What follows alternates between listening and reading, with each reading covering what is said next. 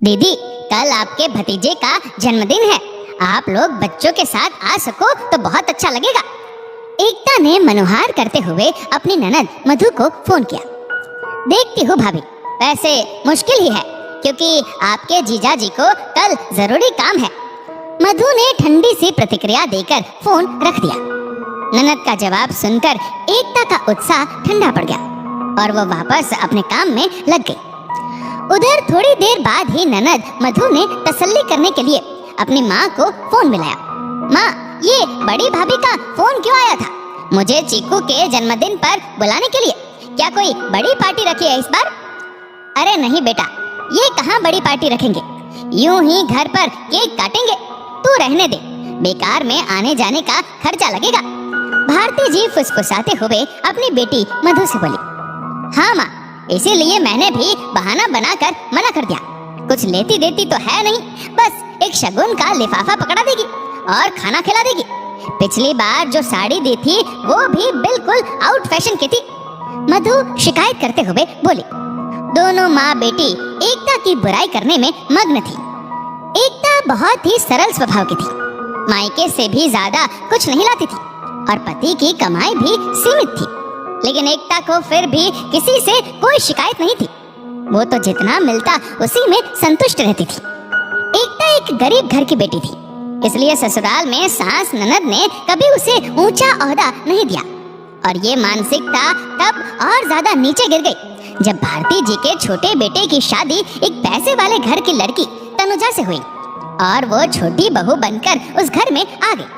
उसके लाए महंगे तोहफों और दहेज ने उसे सबके सर माथे पर बिठा दिया था। घर के सारे काम एकता के जिम्मे ही आते थे। तनुजा तो कह देती, मैंने कभी अपने मायके में काम नहीं किया। छोटे बेटे की नौकरी भी अच्छी लग गई थी तो उसने कह दिया, मेरी बीवी से काम नहीं होता तो ना सही एक काम वाली रख लो, लेकिन घर में क्लेश नहीं होना चाहिए। इस पर भारती जी बोली, काम वाली की क्या जरूरत है? पहले भी तो घर के काम होते थे, अब भी हो जाएंगे। सिर्फ एक छोटी बहू ही तो ज्यादा हुई है घर में। एक जने का काम ही कितना होता है जो अलग से काम वाले रखेंगे। सास और पति की शह पाकर तनुजा अब और भी बेफिक्र हो गई थी।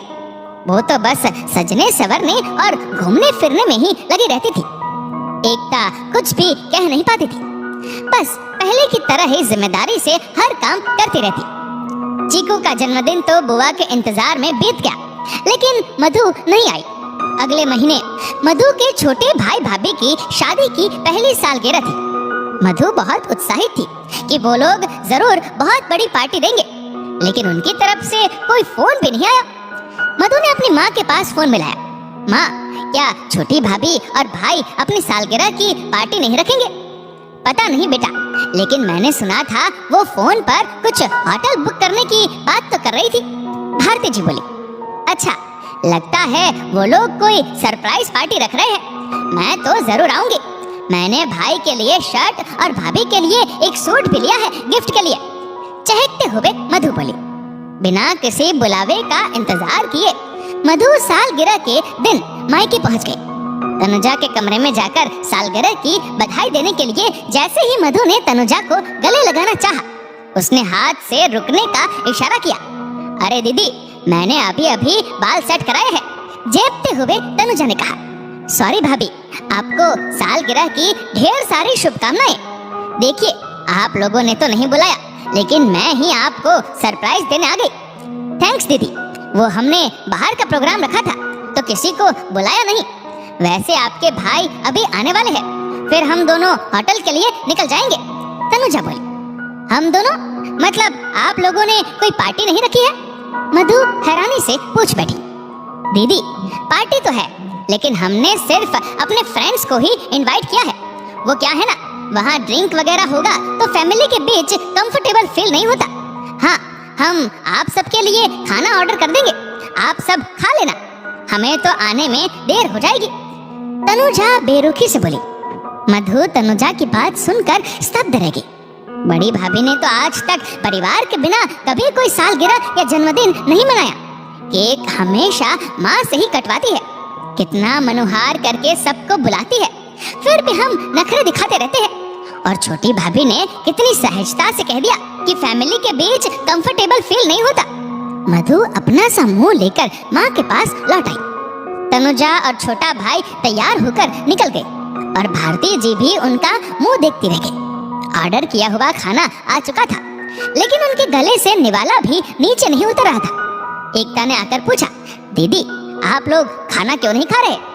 बहू, वो मेरे पेट में गैस बन रही है, मैं ये भारी खाना नहीं खाऊंगी, तू मेरे लिए दलिया बना दे।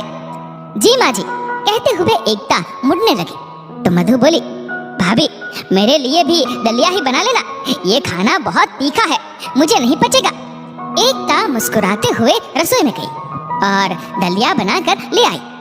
आज वो दलिया भी दोनों माँ बेटी को बहुत स्वादिष्ट लग रहा था, क्योंकि उसमें एकता का अपनापन और सम्मान जो मिला था। दोस्तों, इस वीडियो को लेकर आपकी क्या राय है, नीचे कमेंट करके जरूर बताएगा। और अगर आपको वीडियो अच्छा लगा हो तो इस वीडियो को लाइक करेगा, शेयर करेगा ज्यादा से ज्यादा लोगों तक, और ऐसे ही और भी इंस्पिरेशनल वीडियोस के लिए सब्सक्राइब करें हमारे यूट्यूब चैनल को और फेसबुक पर फॉलो करें हमारे पेज को। धन्यवाद।